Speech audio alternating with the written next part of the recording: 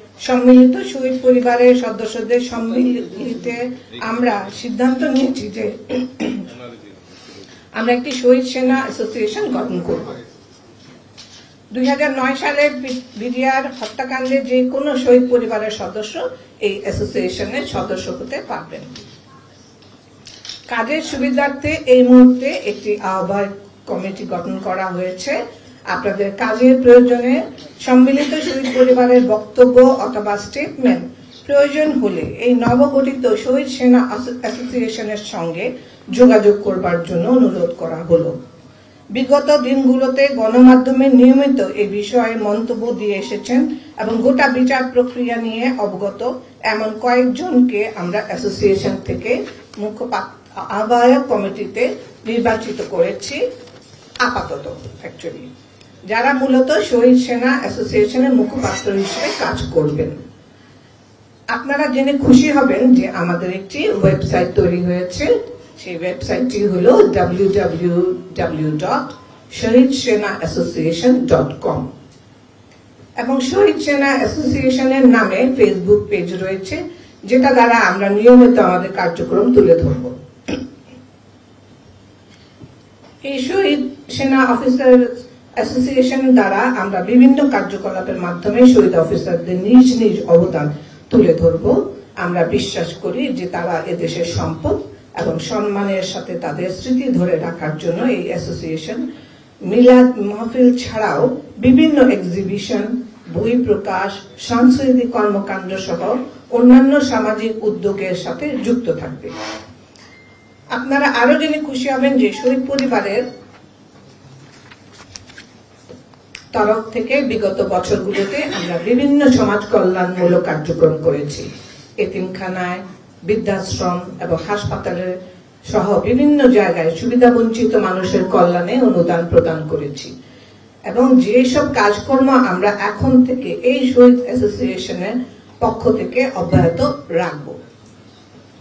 শহীদ সেনা অ্যাসোসিয়েশনের আহ্বায়ক কমিটির মেম্বারদের যোগাযোগের মাধ্যমে আপনাদের সঙ্গে সংবাদ সম্মেলন শেষে শেয়ার করা হবে। আপনারা কার কার সাথে যোগাযোগ করলে আপনারা তথ্য জানতে পারবেন। 2 নম্বর হচ্ছে, গত 16 বছর ধরে আমরা শহীদ সেনাবর্গ পরিবারবর্গ 25শে ফেব্রুয়ারিকে যেন শহীদ সেনা দিবস হিসাবে ঘোষণা করা হয় সেই দাবি করে এসেছি। সর্বশেষ ফেব্রুয়ারি 1 তারিখে মাননীয় সেনাপ্রধান শহীদ পরিবারের একটি প্রতিনিধি দলকে সেনা সদর দপ্তরে আমন্ত্রণ জানান এবং আমাদের আশ্বাস দেন যে এই দিনটিকে যেন জাতীয় শহীদ সেনা দিবস হিসাবে ঘোষণা করা হয়। এই মর্মে সেনাবাহিনী সরকারের কাছে জোর আবেদন জানাবেন। আমরা শহীদ পরিবার মনে করি এই দিবসটি গ্যাজেট আকারে ঘোষণা দেওয়াটা শুধুমাত্র শহীদ পরিবারের নয়, তবে গোটা সেনাবাহিনী ও তাদের প্রাক্তন সদস্যগণ, গোটা দেশবাসী সম্মিলিত দাবি। আমরা আশা করছি যেন এই 25শে ফেব্রুয়ারির আগেই সরকার এই সেনাবাহিনীর তরফ থেকে দেশবাসী এই সুখবরটি পাবে। 3 নম্বর হচ্ছে, অবশেষে শহীদ পরিবারের সেন্টিমেন্ট বুঝতে পেরে 31 তারিখ সহনশীলতার সঙ্গে যে 6 দফা দাবি বিডিআর পরিবার বর্গের তরফ থেকে বৈষম্য বিরোধী ছাত্র আন্দোলনের সমন্বয়ক আয়াতুল্লাহ বেহেশতি, মাহিন সরকার এবং ছাত্ররা পেশ করেছেন, সে কারণে অবশ্যই ধন্যবাদ দিতে হয়। শহীদ সেনা অ্যাসোসিয়েশনের পক্ষ থেকে আমরা মনে করি রাষ্ট্রের যে কোনো মানুষের ন্যায় বিচার পাবার অধিকার আছে। সরকারকে নিশ্চিত করতে হবে সবাই যেন ন্যায় বিচার পায়। বিডিআর হত্যাকাণ্ডের চলমান বিচার প্রক্রিয়া, নবগঠিত কমিশন বা অন্যান্য আইনি বিষয়ক কিছু গুরুত্বপূর্ণ দাবি বিষয়ে শহীদ পরিবারের মন্তব্য জানাতে চাইলে আমাদের নির্ধারিত প্রতিনিধির সাথে যোগাযোগ করবার জন্য বিনীত অনুরোধ জানাচ্ছি। জেলের ভেতর যে সমস্ত বিডিআর সদস্যের অস্বাভাবিক মৃত্যু ঘটেছে, এই রহস্য উন্মোচন করা প্রয়োজন।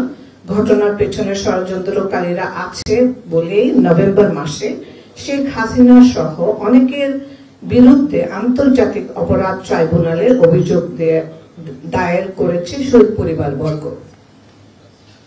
সর্বশেষ বলতে চাই, বিগত 29 তারিখের প্রেস কনফারেন্সের পরে আমরা শহীদ পরিবারবর্গ দাবি করেছিলাম যেন ন্যায় বিচারের স্বার্থে হত্যা মামলার আসামিদের আইনের ঊর্ধ্বে গিয়ে অবিলম্বে মুক্তি দিয়ে দেয়া না হয়। এরপর থেকে আমরা আমাদের সদস্যের কিছু মহল থেকে হুমকির সম্মুখীন হয়েছে, যেটা অত্যন্ত দুঃখজনক এবং অপ্রত্যাশিত।